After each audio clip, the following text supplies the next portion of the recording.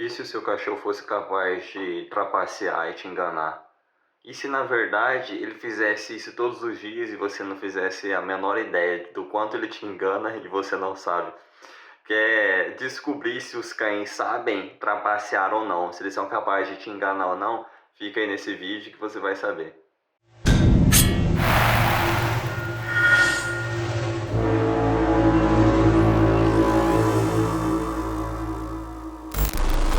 Aqui, ó, Lesi, nesse vídeo eu vou discutir um tema bem interessante. Eu abri uma enquete lá nos stories, tava perguntando pro pessoal. Perguntei se viram a série do Loki, aí muita gente disse que viu. Aí perguntei o que eles achariam de uma comparação de a trapaça lá do universo do Loki, porque ele é um deus da trapaça, com a nossa realidade dos cães, sempre buscando fazer uma análise de comportamento, que é o objetivo aqui do vídeo.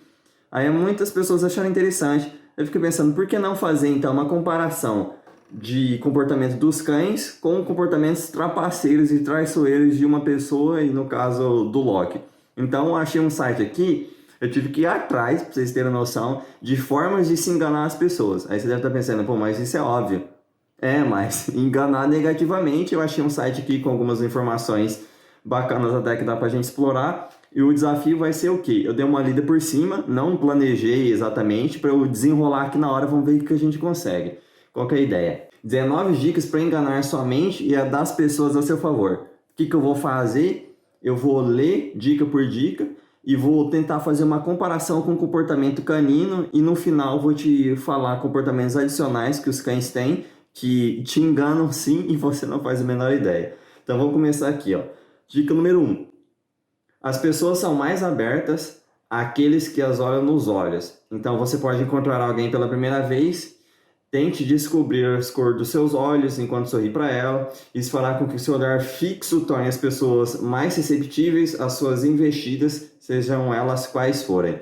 Então é uma orientação bem importante para você olhar no olho. E você pode perceber, se você também está acompanhando o Loki, que ele sempre olha nos olhos. Já percebeu que a maior parte do tempo que ele está se dirigindo a alguém, seja para enganar ou falar na verdade, ele está olhando nos olhos? Porque só olha no olho e só mantém contato visual aquele outro predador ou presa que tem capacidade, que tem repertório suficiente para aguentar a pressão. Toda vez que você bota os olhos nos olhos de alguém, você começa a gerar um atrito ali o tempo todo. É pressão sobre pressão. É o seu território cognitivo pressionando, cognitivo, emocional, físico, seja ele qual for, é tudo que você tem entrando em confronto com aquilo que a outra pessoa tem. Então, por exemplo, se é uma pessoa muito insegura, ela não consegue olhar nos olhos, porque os olhos da outra pessoa que é segura funcionam como uma ameaça, então pressiona ela para baixo. Se são duas pessoas bem resolvidas, elas estão de igual para igual, essa pressão fica assim. Quando uma pessoa tem um perfil mais de liderança, ela costuma pressionar a outra, por mais que a outra também seja bem desenvolvida, tem uma boa desenvoltura comunicativa, digamos assim. E você percebe que os cães, eles sempre olham nos seus olhos quando ele está estabelecendo uma comunicação?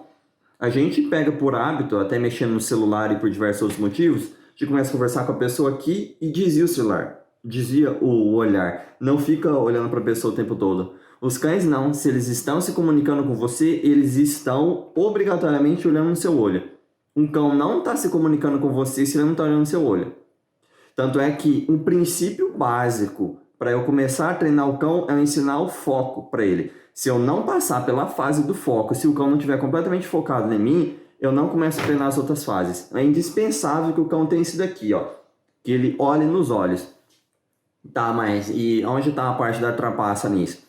A parte da trapaça é que você mesmo se trapaceia acreditando que algum problema está no cão, quando na verdade ele não está te dando indicativo nenhum de que ele está estabelecendo uma comunicação.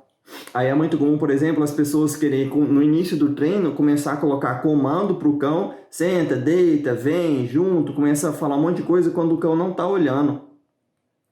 É uma autossabotagem. Estou falando aqui de comportamento, não é necessariamente do cão te enganar. É a forma com que você se engana ou é enganado pelo seu cão sem saber. Então você se engana que você está merecendo a atenção do seu cão, que seu cão gosta de você, que seu cão te valoriza, achando que ele responde muito bem a você, quando na verdade ele nem te dá foco. Então, ó, dica 1, se o seu cão não olha muito para você, você está se enganando em relação ao quanto esse cão te ama. Vamos colocar entre aspas, ao quanto esse cão gosta de você. Porque um cão que não olha muito nos seus olhos é um cão que não se comunica muito com você. Um cão que não se comunica muito com você está dizendo o quê? Que você não é muito interessante. Aí você acredita que você é interessante e acaba sendo enganado por você mesmo, dando muita coisa pro cão, dá muito carinho de graça, dá ração à vontade sem cobrar nada, dá muito brinquedo fácil sem colocar nenhuma cobrança para esse cão. Consequência, você se engana. Vamos para a dica número 2. As pessoas tendem a concordar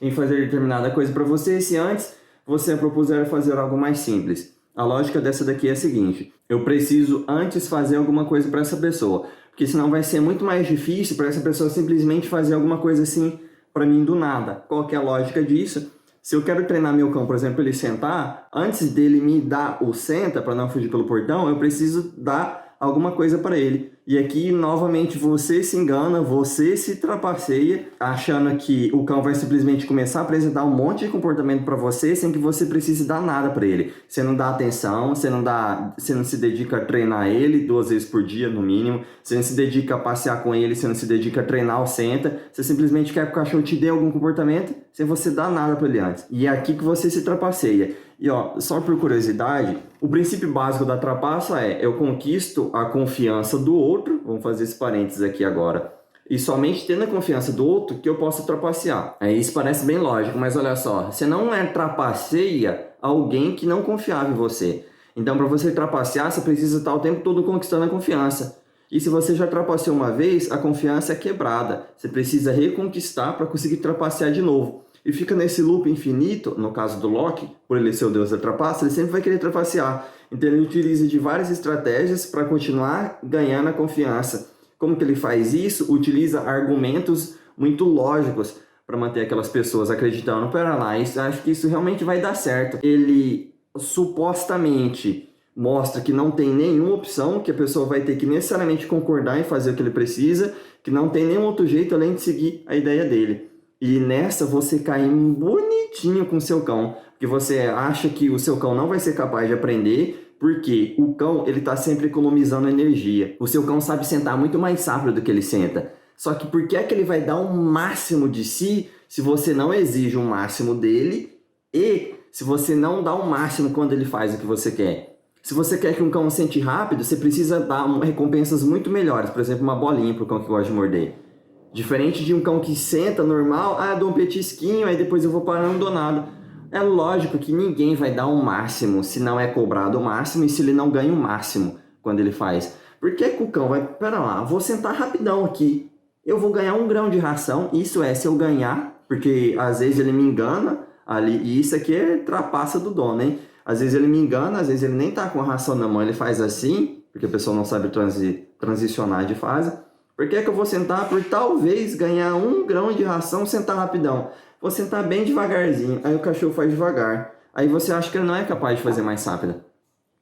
Ele está conquistando a confiança de você, fazendo você acreditar que aquela é a única opção viável, que ele só vai conseguir sentar daquele jeito, quando na verdade você também se engana junto, acreditando que é do seu cão, é da raça, que ele não seria capaz de ir mais rápido. Porque existem esses fatores que eu citei. Ele não está sendo obrigado, entre aspas, a fazer aquilo dali. Você acha que é a única alternativa viável e possível ele sentar daquela velocidade. E 2, ele não ganha o máximo quando ele faz. Vamos para a dica número 3 aqui. Se você acha que uma pessoa vai recusar fazer uma tarefa que você está prestes a pedir para ela realizar, faça o seguinte. Primeiro, você peça que ela faça uma coisa que vai dar muito trabalho. Ela provavelmente recusará e nesse certo momento você vai pedir que ela realmente faça o que você deseja. Que vai ser o quê? A pessoa vai aceitar achando que você está poupando ela de fazer uma coisa mais difícil. Vou fazer esse mais facinho aqui porque o outro é mais difícil. Como que o cão pode te enganar nesse sentido?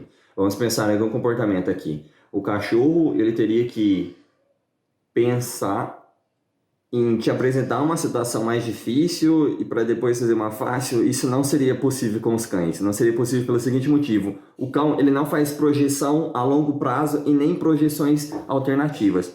Por exemplo, os cães eles não pensam quando eles estão diante do portão: eu quero sair, eu quero fugir por esse portão. Mas se eu for fugir pelo portão assim muito na cara, ele vai barrar, ele vai fechar o portão, não vou conseguir. Então, antes eu vou fingir que eu vou dar uma cheirada perto do portão ali, uma coisinha mais simples. ele vai permitir, aí quando pensar que não, eu saio correndo. Com eles não funciona assim. Eles sempre funcionam muito objetivamente. Se eu quero fugir pelo portão, o portão abriu, eu fujo.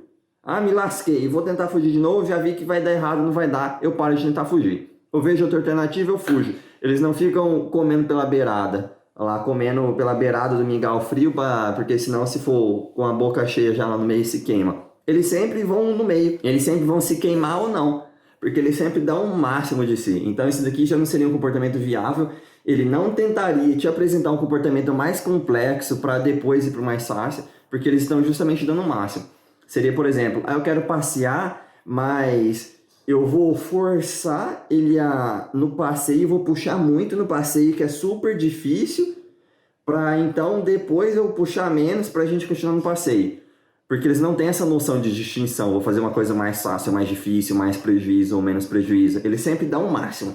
Então aqui não teria como você enganar o cão e nem ele te enganar. Porque se você for tentar fazer um exercício que parece muito difícil para o cão, ele não vai compreender.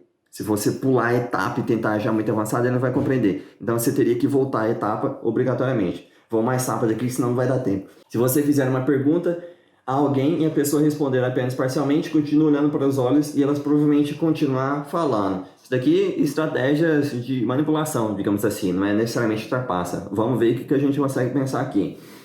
Se você faz a pergunta, a pessoa respondeu mais ou menos, você mantém o contato visual, é o segredo daquele que é confiante, e você vai pressionar o outro acaba e solta. Isso daqui com os cães me lembra uma fase chamada free shaping. É uma técnica de livre captura de comportamento. Quando o cão já sabe o que quer, senta, deita, junto, aqui, diversos comportamentos, tem uma parte do treino, isso daqui é um segredo, você não fala para ninguém. Tem uma parte muito específica do treino, que isso daí só aluno que vai saber, que é quando eu estou transicionando da indução para o comando gestual. Tem um meinho ali que o cão aprende aquela posição. Então eu deixo de levar ele com a mão, por isso que eu falo que é só aluno, que você já tem que ter praticado, já tem que ter tido resultado para saber o que eu estou falando. Você deixa de levar a mão, você chega no treino e faz absolutamente nada. O que o cão começa a fazer? Recorrer àquelas memórias dele. Espera lá, o lembro dele não está fazendo nada, ele continua te olhando no olho. Ele não está fazendo nada. Ele não está fazendo nada. O que será que está acontecendo aqui? Eu estou focado, já passei pela fase do foco, ele não está fazendo nada, vou sentar. Aí ele senta e você recompensa. Então o fato dele continuar mantendo o contato visual e você mantendo o contato visual com ele, que você não dá as costas e vira, você continua na comunicação. Tá, meu filho, e aí? Ah, tô te olhando, tá, mas e aí? Ah, tô aqui, ó, tô te olhando, tô focado, o que a gente vai fazer? O que a gente vai fazer o quê, meu filho? E aí? Aí ele, pera lá, não tô entendendo, o que eu faço, o que eu faço? Ele pensa... Bom, eu ganhei ração várias vezes deitando, vou deitar. Aí ele deita, tome, você recompensa. Aí ele começa a escolher muito mais aqueles comportamentos. Isso daí leva para outro rumo. Como que ele poderia te enganar aqui? Ele poderia te enganar aqui. Ah, lembrei. Ah, tem um muito bom que a maioria das pessoas fazem.